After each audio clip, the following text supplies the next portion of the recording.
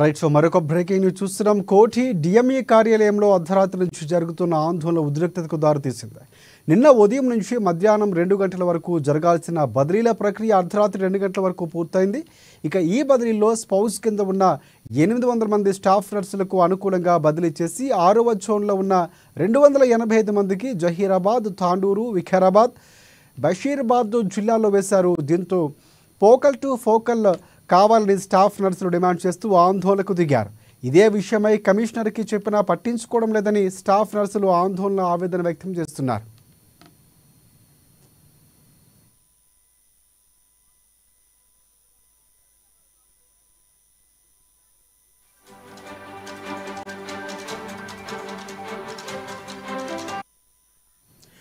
ఇక నిన్న మధ్యాహ్నం 2 గంటలకు కౌన్సిలింగ్కు పిలిచి ఇప్పటి వరకు కౌన్సిలింగ్ స్టార్ట్ చేయలేదంటూ ఆగ్రహం వ్యక్తం చేస్తున్నారు. 225 మంది రాత్రి నుంచి వైద్య విధాన పరిషత్ వద్ద పడిగాపులు కాస్తున్నామంటూ ఆవేదన వ్యక్తం చేస్తున్నారు. ఆప్షన్స్ ఇచ్చిన దాని ప్రకారం బదిలీలో చేయటం లేదని నర్సింగ్ స్టాఫ్ ఆందోళన చేస్తూ కౌన్సిలింగ్ని రద్దు చేయాలని డిమాండ్ చేస్తున్నాయి. ఇక ఇదే అంశానికి సంబంధించి మరిన్ని అప్డేట్స్ అందించేందుకు మా హైదరాబాద్ బ్యూరో ప్రణయ్ వర్మ మనకి ఫోన్ లైన్లో సిద్ధంగా ఉన్నారు. ప్రణయ్, చెప్పండి. Thank you Rajasekhar. Nursing staff కి సంబంధించినటువంటి కౌన్సిలింగ్ గందరగోళం ఇంకా కొనసాగుతుంది. నిన్న మధ్యాహ్నం కౌన్సిలింగ్ పిలిచిన నేపథ్యంలో కూడా పిలిచినటువంటి ఇప్పటి వరకు కూడా కౌన్సిలింగ్ ప్రక్రియ ప్రారంభించలేదు. ఇప్పటికీ స్టాఫ్ కి సంబంధించినటువంటి ఏదైతే నర్సింగ్ కి సంబంధించిన కౌన్సిలింగ్ ఇంకా మొదలు కాలేదు. దాదాపు 225 మంది రాత్రి నుంచి కూడా వైద్య విధాన పరీక్షలకు సంబంధించినటువంటి పరిషత్ వద్ద పెద్ద ఎత్తున కూడా పడిగాపులు కాసిన సిచ్యువేషన్స్ అయితే కనబడతా ఉన్నాయి. దాదాపు నిన్న రాత్రి నుంచి ఆల్మోస్ట్ నిన్న మధ్యాహ్నం నుంచి కూడా అక్కడే స్టే చేస్తున్న సిచ్యువేషన్స్ అయితే కనబడతా ఉన్నాయి. ఏదైతే ఆప్షన్స్ ఇచ్చినటువంటి దానికి ప్రకారం కూడా బదిలీలో ఏదైతే చేపట్టాలంటూ కూడా అన్ని నర్సింగ్ స్టాఫ్ కి సంబంధించినటువంటి స్టాఫ్ అంతా కూడా ఆందోళన చేస్తున్న సిచ్యువేషన్స్ కనబడతా ఉన్నాయి.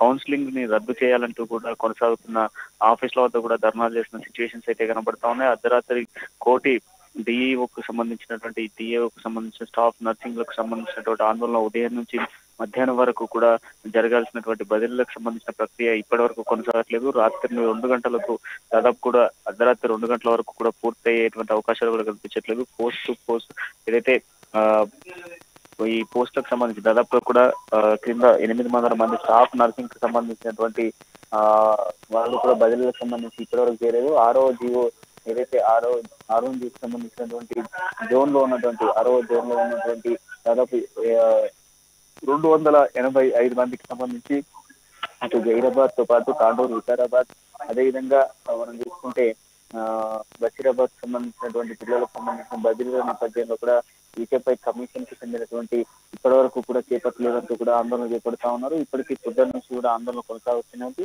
దాదాపు ఇప్పటికే వందలాదిగా కూడా అక్కడికి చేరుకున్న సిచ్యువేషన్స్ కనబడతా ఉన్నాయి. ఒకవైపు కౌన్సిలింగ్ ప్రక్రియకు సంబంధించి రద్దు చేయాలంటూ కూడా డిమాండ్ చేస్తున్న సిచ్యువేషన్స్ అయితే కనబడతాయి. ఇప్పటి వరకు కూడా కౌన్సిలింగ్ ప్రక్రియ మొదలు కాకపోవడంతో మరింత ఆందోళన చేపడతా ఉన్నారు. రాత్రి కూడా దాదాపు 200-300 మంది అక్కడ వెయిట్ చేసిన సిచ్యువేషన్స్ కూడా ప్రధానంగా ఉన్నాయి. అయినప్పటికీ వాళ్ళకి సంబంధించినటువంటి కౌన్సిలింగ్ మాత్రం ఇప్పటికీ ప్రారంభించలేదు. కౌన్సిలింగ్ ప్రక్రియ రద్దు చేయాలంటూ కూడా డిమాండ్ చేస్తున్న సిచ్యువేషన్స్ కనబడతా ఉన్నాయి. శేఖర్, ఎందుకంటే 6వ జోన్కి సంబంధించి 285 మందికి ఎందుకు పెండింగ్లో ఉంచారు? అధికారులు ఏమైనా చెప్తున్నటువంటి పరిస్థితి కనిపిస్తుందా? మొత్తంగా జరిగినటువంటి ఇంతవరకు జరిగిన ఏదైతే బదిలీలకు సంబంధించి మొత్తం ఆపమని చెప్తున్నటువంటి పరిస్థితి కనిపిస్తుంది. ఎందుకంటే ఫౌజుకు సంబంధించి ముందు నుంచి కూడా ఉద్యోగులు భార్యాభర్త ఒకే దగ్గర ఉండాలన్నటువంటి నేపథ్యంలో ముందు నుంచి చేస్తున్నటువంటి పరిస్థితి కనిపిస్తుంది. సో ప్రధాన డిమాండ్స్ ఏంటి? ఏమైనా అధికారులు స్పందించే అవకాశం ఉందంటారా?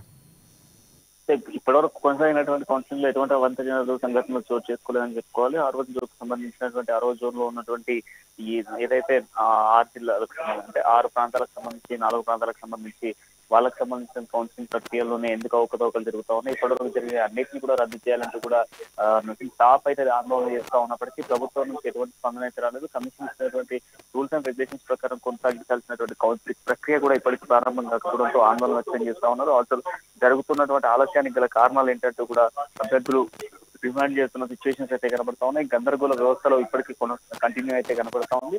అయినప్పటికీ ప్రభుత్వం నుంచి కానీ అక్కడ ఉన్నటువంటి అభ్యర్థులకు సంబంధించినటువంటి అభ్యర్థుల నుంచి కానీ ఎటువంటి రెస్పాన్స్ అయితే రావట్లేదని చెప్పుకోవాలి. శేఖర్, అంటే మరి ఈ నేపథ్యంలో ఏమైనా వారి ఆందోళన ఉధృతం చేసే అవకాశం, భవిష్యత్తు ఏమైనా కార్యాచరణ రూపొందించే అవకాశాలు ఏమైనా కనిపిస్తున్నాయా?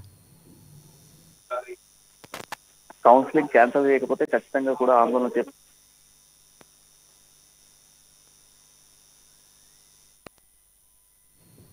Right, thanks for updates Pranay.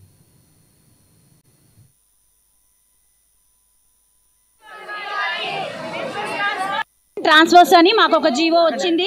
దాని ప్రకారం మేము సిద్ధపడి 40%లో ఉన్నామన్నట్టుగా వచ్చాము.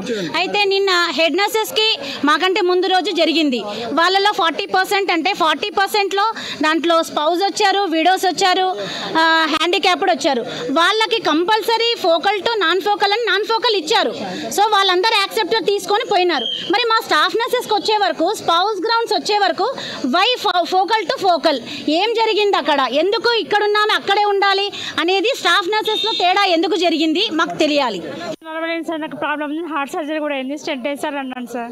కానీ ఇవి చెల్లవమ్మా, ఇది స్టెంట్ చెల్లదు, ఓపెన్ హార్ట్ సర్జరీ అయితే చెల్లుతుంది అన్నారు సార్. నాకు హిప్ జాయింట్ కూడా బ్లాక్ అయిపోయి ఫీమరల్ వెయిన్ బ్లాక్ అయినందుకు హార్ట్ ప్రాబ్లం వచ్చేసారు అని చెప్పాను. అసలు నడవలేకపోతున్నాను సార్. అసలు కళ్ళు తిరిగితే చక్కెర వస్తుంది. కొంచెం సిటీ బేస్లోనే వేయండి, ఎక్కడైనా వేయండి, యాజనం కూడా వేయమని చెప్పిన సార్.